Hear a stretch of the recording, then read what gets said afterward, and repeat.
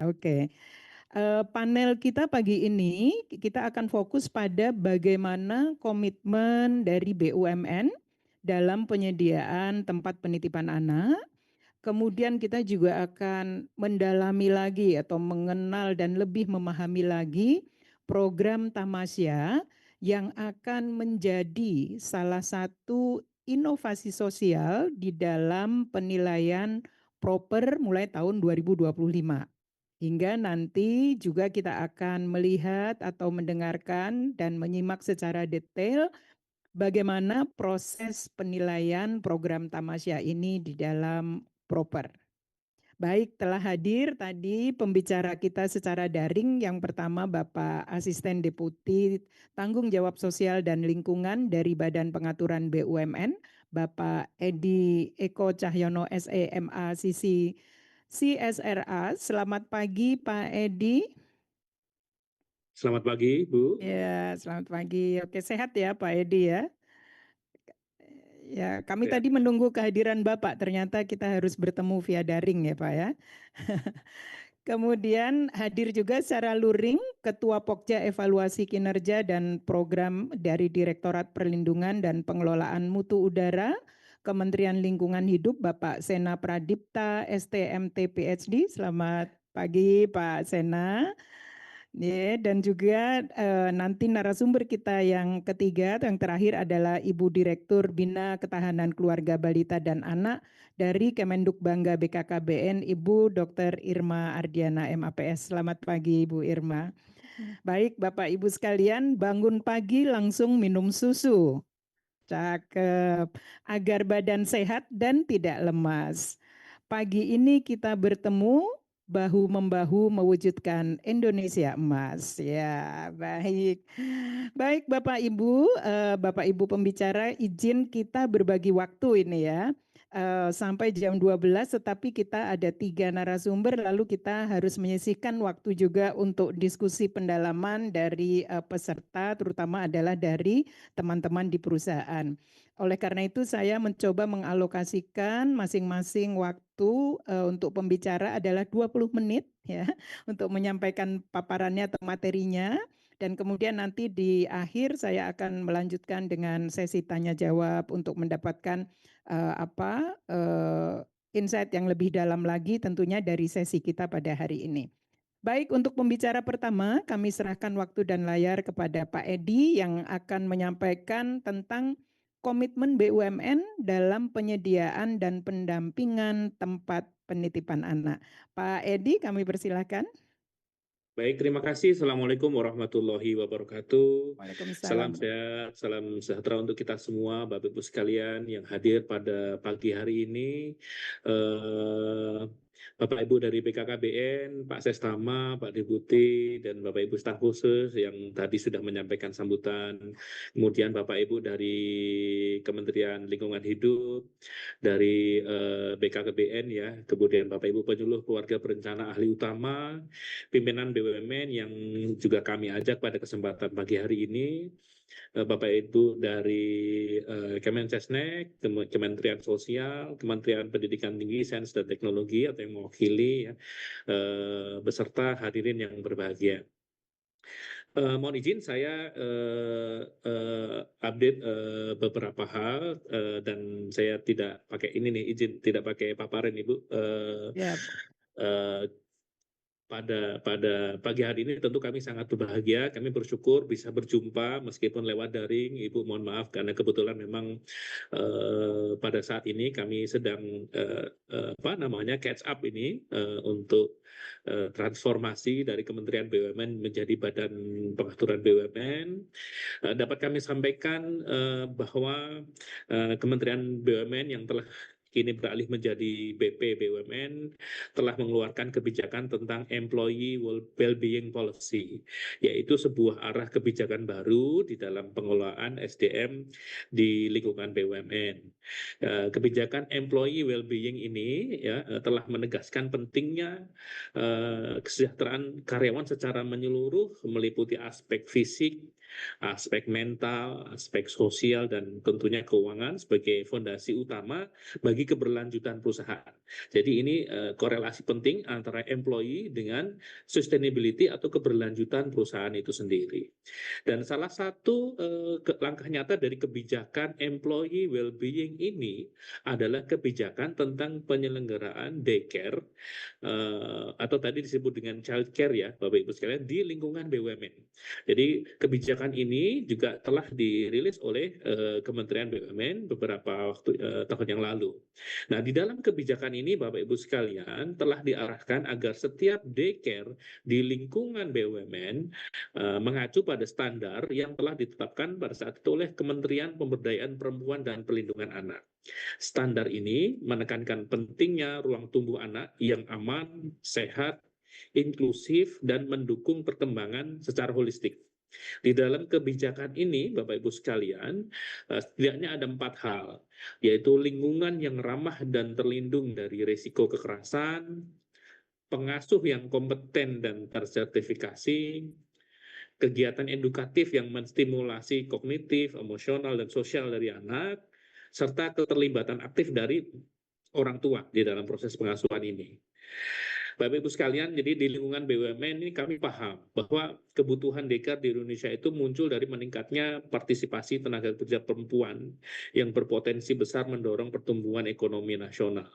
Tetapi memang banyak pekerja perempuan menghadapi tantangan ya, biaya pengasuhan anak yang tinggi, dan perlunya dukungan lingkungan kerja yang juga ramah keluarga atau ramah anak juga gitu. Oleh karena itu, program daycare ini menjadi solusi strategis untuk mendukung ibu bekerja tetap produktif tanpa harus meninggalkan dunia kerja, tetapi juga sekaligus mendukung kesejahteraan keluarga pekerja. Nah, daycare ini Bapak Ibu sekalian dalam konteks employee well-being policy di BUMN, tadi kami sampaikan mencakup fisik, mental, finansial, dan sosial. Dan ini termasuk dalam kebijakan yang memang sangat ditekankan ya oleh Bapak Ibu dari pimpinan.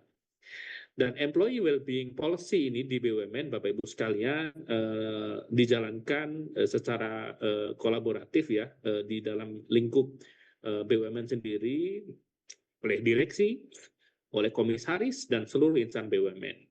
Direksi bertanggung jawab menyiapkan program strategisnya, memastikan pelaksanaannya terukur. Insan BUMN-nya berperan aktif mendukung terciptanya lingkungan kerja yang aman, nyaman, dan sehat, ya, dan bahagia tentunya. Dan melalui daycare ini, kebijakan employee well-being ini membangun keseimbangan antara kehidupan kerja, keluarga, serta produktivitas yang berkelanjutan.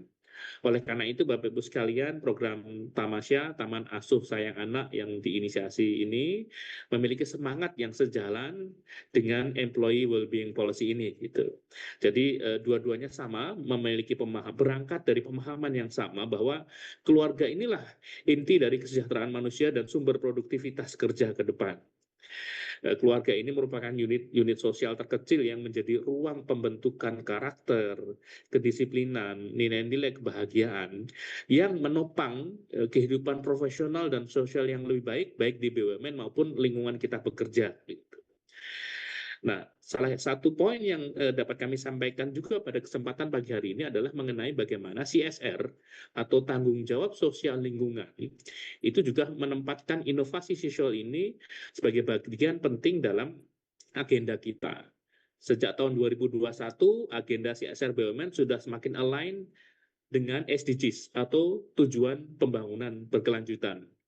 Nah, upaya kita pagi ini Bapak Ibu sekalian, itu telah sejalan setidaknya mendukung 4 SDGs. Pertama, SDGs 3, kesehatan dan kesejahteraan. SDGs 5, kesetaraan gender. SDGs 8, pekerjaan layak dan pertumbuhan ekonomi. Dan SDGs 10, yang berkaitan dengan pengurangan ketimpangan. Atas dasar itu, kita akan memperkuat CSR dan ini merupakan kerja bersama antara kami, BPBUMN, BPI dan Antara, serta seluruh teman-teman BUMN.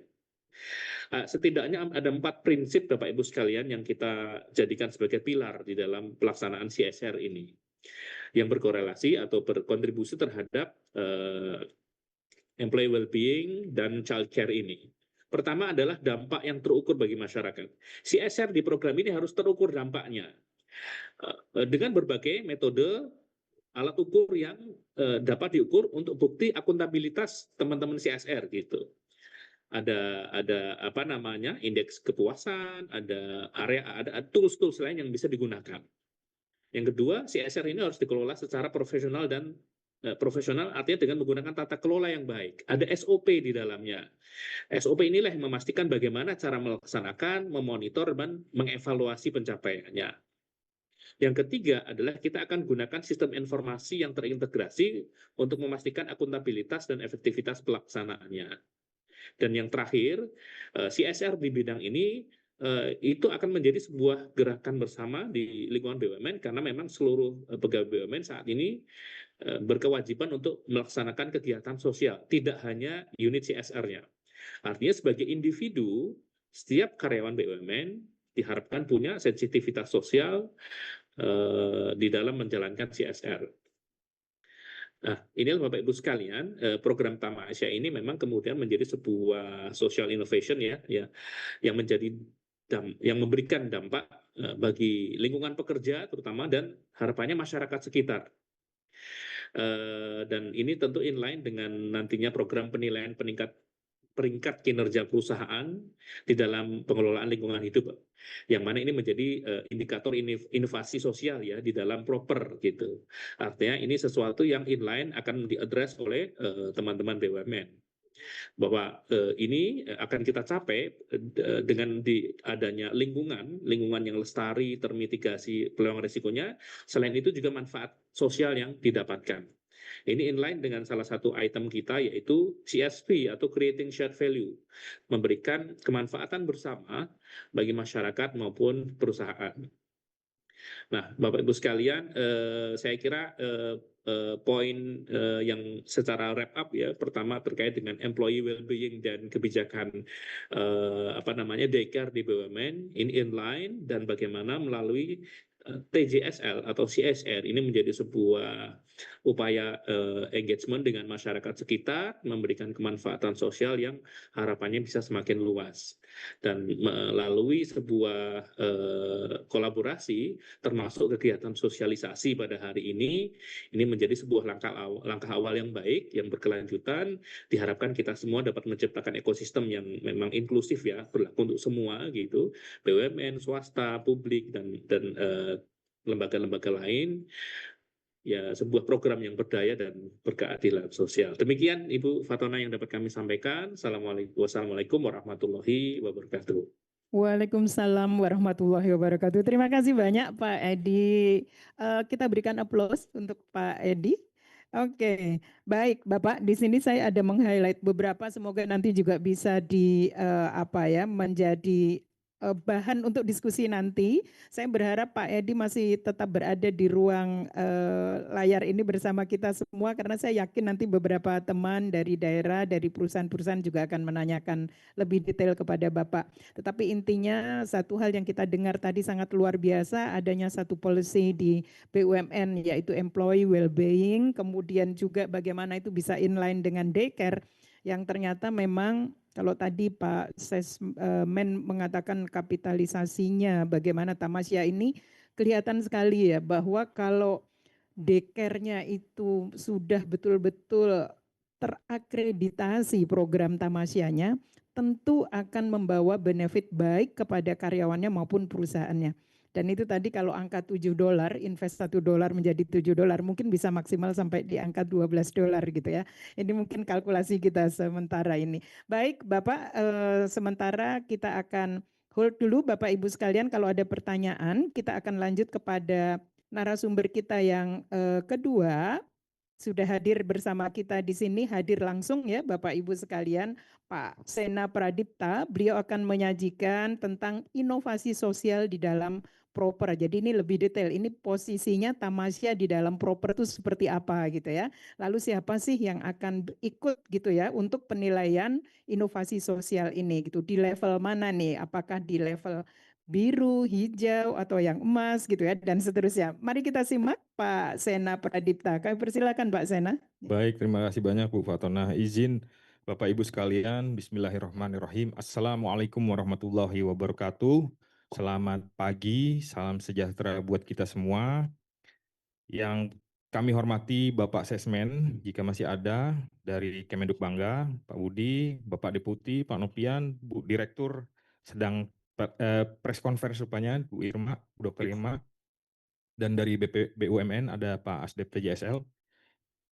Yang kedua, kami sampaikan permohonan maaf Ibu dan Bapak dari Pak Deputi Pengendalian Pencemaran dan Kerusakan Lingkungan, Kementerian Lingkungan Hidup, Badan Pengendalian Lingkungan Hidup, serta Pak Direktur kami juga, Direktur Perlindungan dan Pengelolaan Mutu Udara, karena beliau tidak bisa hadir secara langsung di sini, dan beliau menugaskan kami, mudah-mudahan tidak mengurangi makna dari apa yang akan disampaikan oleh beliau-beliau begitu.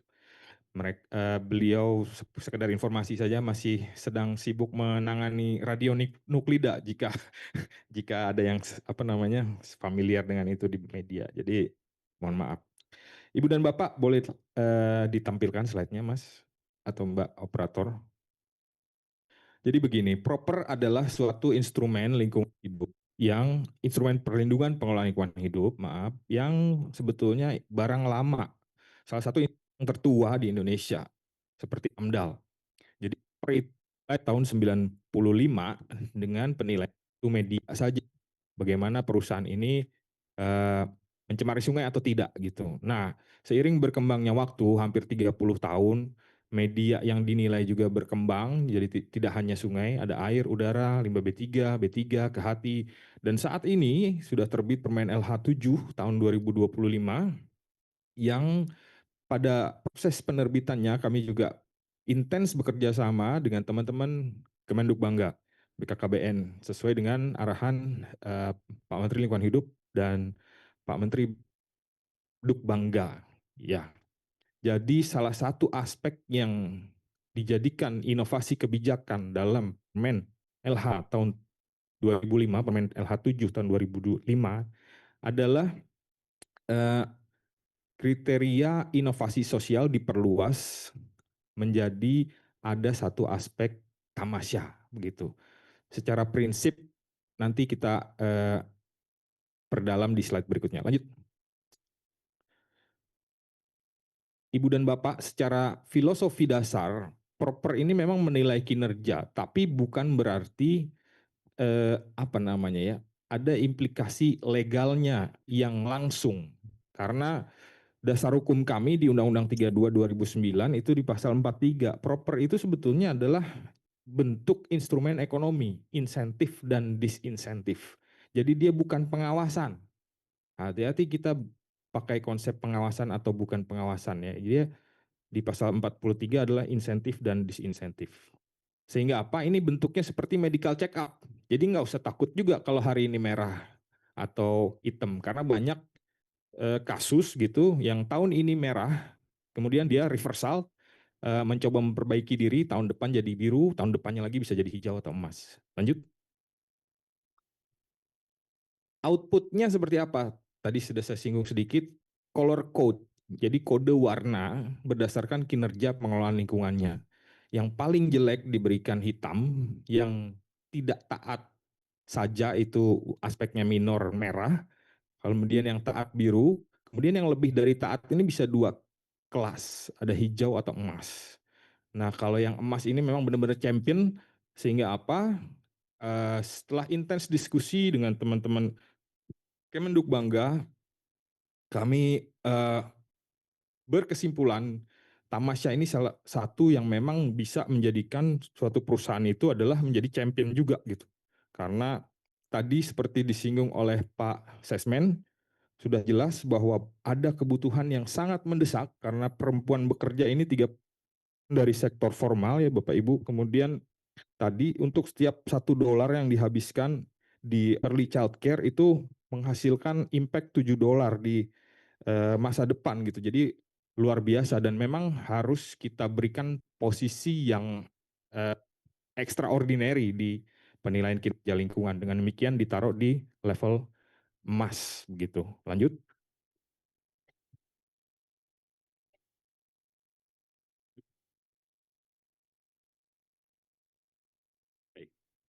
Makasih Bu. Ini beberapa aspek yang tadi saya sudah singgung sedikit mengenai inovasi kebijakan yang ada di Permen LH 7 tahun 2025.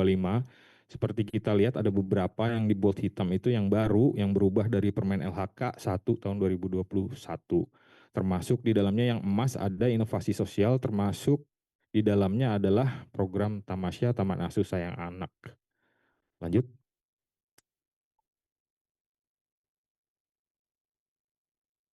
Lanjut, Mas.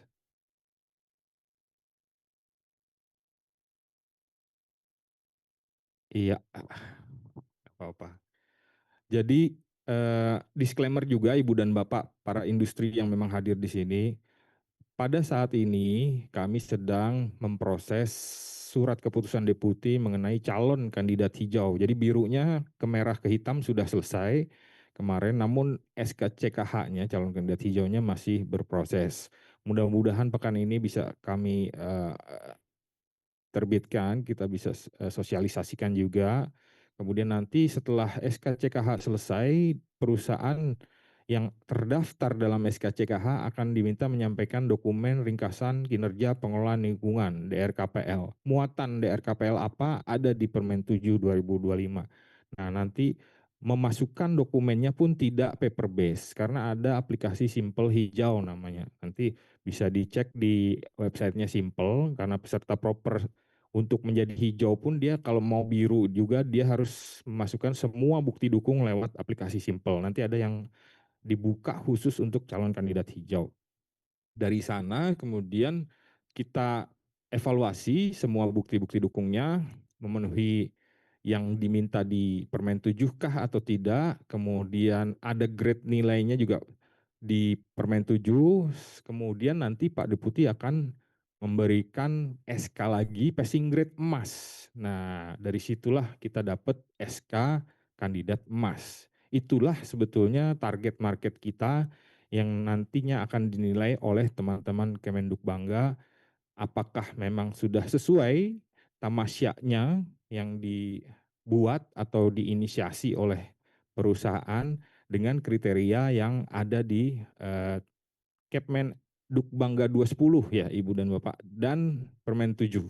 Jadi di Permen 7 sendiri sebetulnya tamasya ini ada di lampiran 3. Total skor yang bisa didapat jika benar semua dari progres tamasya ini adalah 2. Jadi 0,75 di yang aspek yang pertama tadi fasilitasi pengasuhan ya, pendampingan pengasuh, sorry.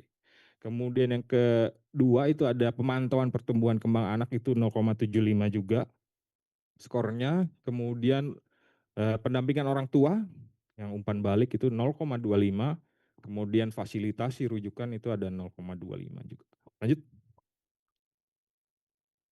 Prinsipnya sih inovasi sosial ini bukan barang baru juga karena kita mulai dari tahun 2014 ada Permen LH 3 tahun 2014 sebelum kemudian direvisi jadi Permen LHK 1 2021 dan sekarang jadi 7 2025. Intinya adalah kami ingin dan beberapa pakar kami juga memberikan masukan di Dewan Proper bahwa harusnya semua inovasi sosial itu tidak berbentuk ikan, tapi kail gitu. Jadi yang mengenerate impact, mau dia ekonomi, sosial, dan lain sebagainya, lingkungan juga, yang berkelanjutan begitu. Sehingga apa, tamasya pun harusnya masuk tadi, seperti yang disampaikan Pak Ses, $1 yang di spend untuk childcare, ada impact $7 tadi di masa depan. Lanjut. Sebagai contoh saja, jadi salah satu pemenang emas tahun lalu itu dia buat inovasi sosialnya seperti ini. Ada apa namanya pendampingan di masyarakat terkena dampaknya sehingga bisa membuat peternakan yang terintegrasi dengan pertaniannya, kemudian apa namanya dibantu pemasarannya, produk-produk pertaniannya sehingga bisa diekspor juga. Padahal dia adalah tambang batu bara. Jadi bisa juga terintegrasi misalnya ketika bapak ibunya ngasih makan sapi, ya mungkin anaknya harus ada yang ngurus ya kan kayak gitu. Jadi ada tamasya gitu. Lanjut. Betul Ibu. Salah satu kategorinya adalah memang kami memberikan penekanan terhadap kelompok rentan. Jadi saya pikir ini sangat inline dengan program Tamasya, Bu Dir, bahwasanya salah satunya adalah ibu-ibu. Tadi ada berapa 35% ya perempuan bekerja di sektor formal. Bahkan kalau informal itu 50 sekian, hampir 60% tadi kata Pak Ses. Jadi ya inilah yang memang harus kita bantu bersama. Lanjut. Dan kemudian ini sandingan saja yang Kepmen LH7 dengan Kepmenduk Bangga 210. Jadi intinya di proper ada 4, tadi saya sudah singgung sedikit, komponen sesuai dengan masukan dari teman-teman Kemenduk Bangga, dan poinnya masing-masing ada 0,75, 0,75 yang kedua, kemudian 0,25 dan 0,25. Total 2 poin. Dan jika memang kerjakan dengan benar sesuai dengan kriteria di Kepmenduk Bangga 210, saya pikir bisa nambah 2 poin, lumayan itu Ibu Direktur. Ya, jadi inilah berpeluang lebih untuk mendapat emas begitu. Mungkin demikian Ibu dan Bapak, nanti bisa kita perdalam di diskusi. Saya kembalikan ke Bu Fatona dan Bu Direktur. Silakan. Terima kasih. Assalamualaikum warahmatullahi wabarakatuh.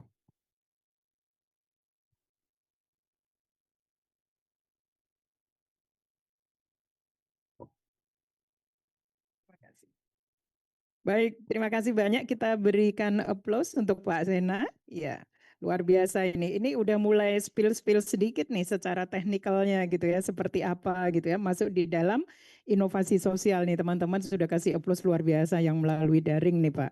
Berarti memang ada pencerahan yang luar biasa begitu ya, untuk bagaimana Tamasya ini, program Tamasya ini nanti menjadi salah satu penilaian ketika berbicara inovasi sosialnya. Dan tadi kan sudah diyakinkan baik oleh Pak Sesmen, kemudian Pak Edi dari BUMN, dan barusan juga oleh Pak Sena, bahwa Deker ini adalah satu bentuk yang sebetulnya kalau kita kapitalisasikan gitu ya, itu betul-betul ada ukurannya yang nyata gitu ya. Tadi dari CSR kan salah satunya harus akuntabilitasnya tuh harus jelas gitu. Ternyata hitung-hitungan ekonominya juga sudah ada gitu. Kemudian ini juga keberadaan program Tamasya ini di dalam TPA itu juga ternyata diikat di dalam Permen LH yang terbaru ya, nomor 7 tahun 2025. Artinya ke depan ini akan ada terus sebagai unsur penilai begitu ya. Baik Bapak Ibu sekalian, kita akan coba melihat linknya sekarang secara teknis apa yang disampaikan oleh Pak Edi, Pak Sena, dan kemudian dari perspektif BKKBN yang saat ini sudah mengeluarkan keputusan menteri ya, Kepmen gitu, tentang panduan mengevaluasi Tamasya di dalam proper ini begitu ya, di perusahaan, akan disampaikan oleh Dr. Irma ya. Kita akan lihat detailnya Bapak Ibu, jangan sampai kelewat karena nanti ini ada hal-hal teknis termasuk di dalamnya hitung-hitungan yang 2 tadi kata Pak Sena, 2 poin tapi ini sangat berarti begitu ya. Kecil-kecil sih, 0,75, 0,75, 0,25 lalu 0,25. Kalau di total semua ada 2 poinnya, tapi ini sangat bermakna untuk kita, perusahaan kita bisa mencapai kategori yang emas. Oke, baik. Ibu Irma sudah berada di tengah-tengah kita. Kami persilahkan. Bisa kalau biar detail lebih apa penjelasan dari Bu Irma nanti lebih mengena di teman-teman semua, nanti perlahan-lahan ya Bu Irma ya. Jadi tadi Pak Edi dan Pak Sena sudah menghemat waktu luar biasa. Jadi mungkin Bu Irma yang harus step by step untuk menjelaskan ini secara detail. Kami persilakan Bu Dr. Irma. Ya, terima kasih banyak Bu Fatona. Bismillahirrahmanirrahim. Assalamualaikum warahmatullahi wabarakatuh. Selamat pagi, salam sejahtera untuk kita semua. Om Swastiastu, Namo Buddhaya, salam kebajikan. Tentu kami sangat berterima kasih dan apresiasi kepada Bapak Sesmen dan juga Bapak Deputi yang sudah memberikan arahan kepada kita semua, pembekalan luar biasa, bagaimana mengkoneksikan antara kapitalisasi bonus demografi dengan tempat penitipan anak, dan juga